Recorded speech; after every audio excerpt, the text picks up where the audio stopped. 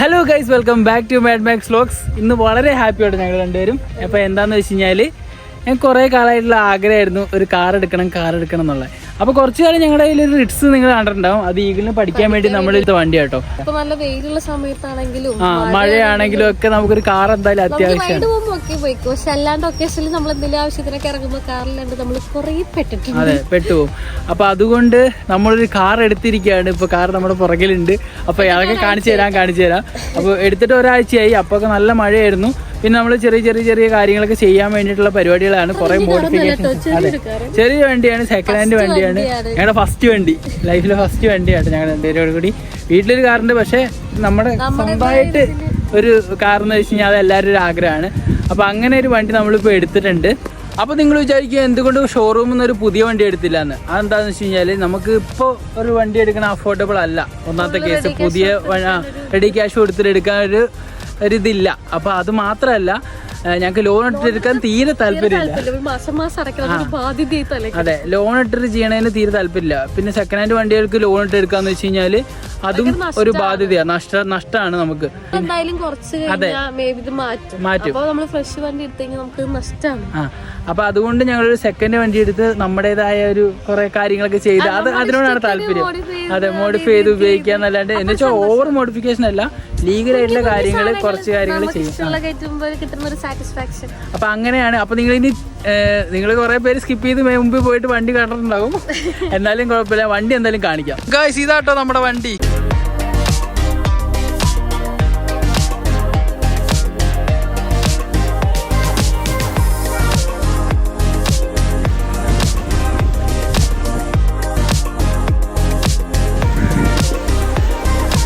ഇത് നമ്മുടെ വെർണ ഫ്ലൂയിഡിക്കാണ്.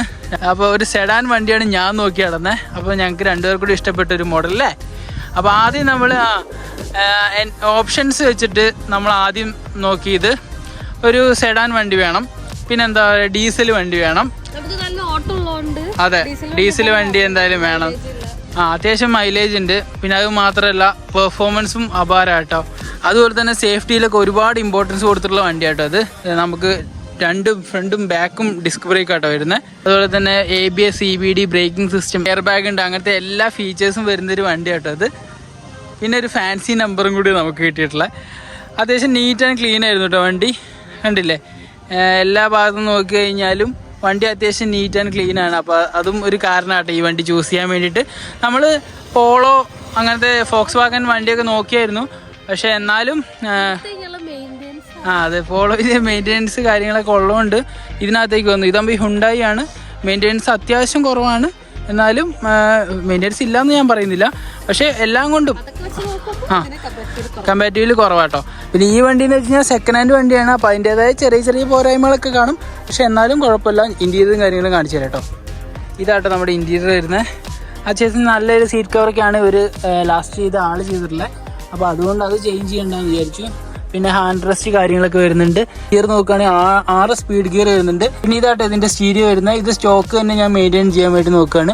കാര്യം നമ്മളൊക്കെ ഇപ്പോൾ പല സാധനങ്ങൾ മേടിച്ച് വെക്കുന്നവരുണ്ട് കേട്ടോ. പല സാധനങ്ങൾ ടാബ് പോലത്തെയൊക്കെ ഡിസ്പ്ലേ ഈഗിളിന് ഭയങ്കര ഇഷ്ടമായിരുന്നു കേട്ടോ. അത് വേണം എന്ന് പറഞ്ഞ് ഭയങ്കര വാശിയായിരുന്നു. പക്ഷെ അത് വെക്കാത്തതിന് കാരണം എന്ന് വെച്ച് കഴിഞ്ഞാൽ അതിന് ക്വാളിറ്റി ഇല്ല ഗൈസ്. അത് നമുക്ക് ഒരു 6000, 7000, 8000, 9000 ആ ലെവലിലൊക്കെ കിട്ടും.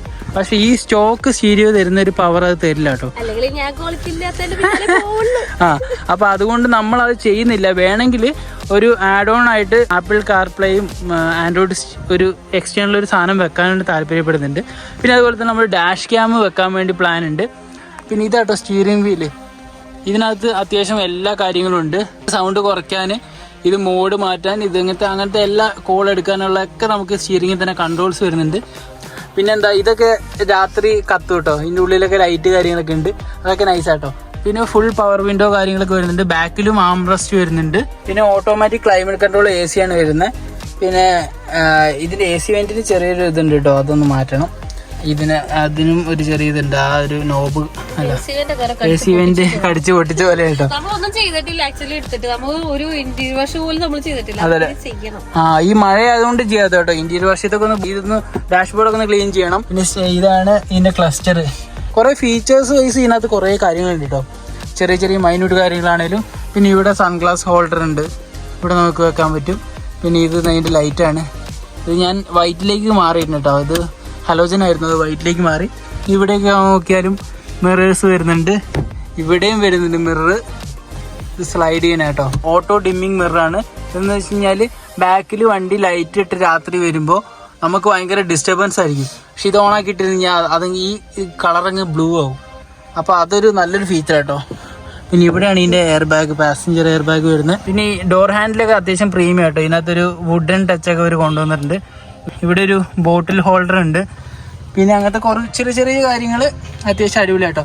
പിന്നെ ഓക്സ്, പെൻഡ്രൈവ്, ഇവിടെ ഒരു ചാർജിങ് സോക്കറ്റ്, അങ്ങനത്തെ കാര്യങ്ങളൊക്കെ വരുന്നുണ്ട്. AC മോഡൊക്കെ മാറ്റാനുള്ള സ്ഥലമാണിത്. ഇവിടെയൊക്കെ രാത്രി ലൈറ്റ് കത്തും കേട്ടോ, അത് ഭയങ്കര രസം കേട്ടോ. പിന്നെ ഇവിടെ നോക്കിക്കഴിഞ്ഞാൽ സ്റ്റോറേജ് ഇവിടെ വരുന്നുണ്ട് നമ്മുടെ ഹാൻഡ് റെസ്റ്റിൻ്റെ അടിയിൽ. അപ്പോൾ ഇത്രയും കാര്യങ്ങളാണ് ഈ കാറിൽ വന്നിട്ടുള്ളത്. നെക്സ്റ്റ് നമ്മൾ മേടിച്ചിട്ട് ചെയ്ത അപ്ഡേറ്റ് എന്ന് വെച്ചാൽ നമ്മുടെ ടയർ മാറി കേട്ടോ. നല്ല പുത്തൻ പോലെ നല്ല കിടിലൻ ടയേഴ്സാണ്. അത് എവിടെ നിന്നാണ് മാറിയെന്ന് വെച്ച് കഴിഞ്ഞാൽ സാം ടയേഴ്സ് അല്ലേ, ചങ്ങനംകുളത്തുള്ള ടീമാണ്. പക്ഷേ അവരുടെ അടുത്ത് യൂസ്ഡ് ടയറാണ്, പക്ഷേ ഫ്രഷ് പോലത്തെ യൂസ്ഡ് ടയേഴ്സ് അവരുടെ അടുത്ത് അവൈലബിൾ ആട്ടോ. അപ്പോൾ അവരുടെ അടുത്ത് അപ്പോൾ അവർ ഞാൻ നോക്കിയപ്പോൾ ഇൻസ്റ്റാഗ്രാം പേജിൽ ഇങ്ങനെ ഒരു ഇത് കണ്ടു.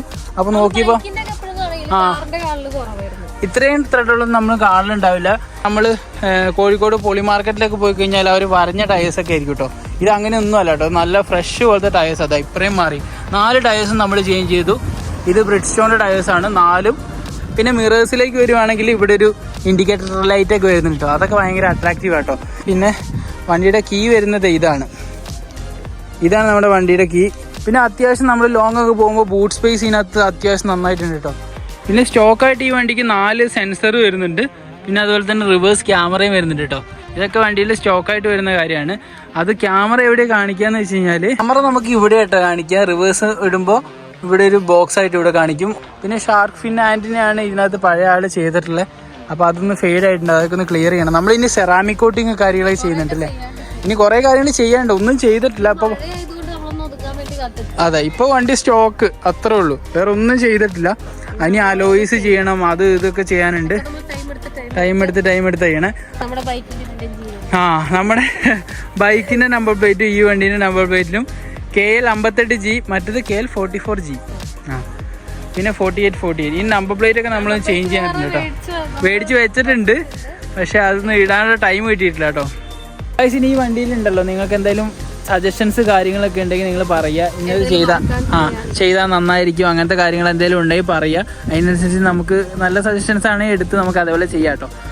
ഓവറോൾ നമ്മൾ ഈ വണ്ടി സെലക്ട് ചെയ്യാൻ കാരണം നമ്മുടെ ബഡ്ജറ്റ് നിന്നതും മെയിൻ. പിന്നെ നമ്മൾ രണ്ടുപേരും ഇഷ്ടപ്പെട്ട കുറേ ഫീച്ചേഴ്സ്, ഓൾമോസ്റ്റ് ഫീച്ചേഴ്സ് ഒക്കെ ഇതിലുണ്ട്.